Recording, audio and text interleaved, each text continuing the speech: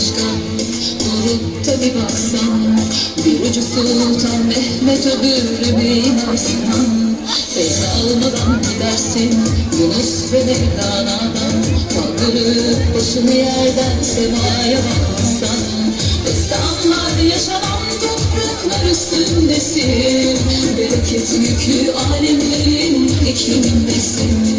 Bugün yürüdüğün aşık izlerinden kimler geçti bilsen nasıl şereflenirsin. Bu serveti katlayan adımlar atamazsan, onur dolu ufuklar süslenir yol bulamazsan. Hiç ölmeyecek cennet senin rehberin olsun.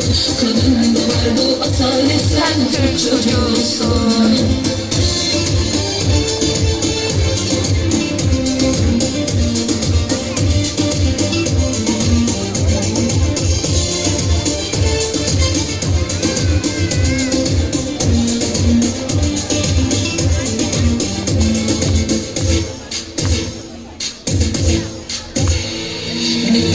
Bize bırakan önderimiz olan adam Mustafa Kemal Atatürk asil kumandan. Yüreğim çırpınmalı sevdiğimce vatandan. Duyduğum o çığlıklar Mehmet Akif Ersoy'dan.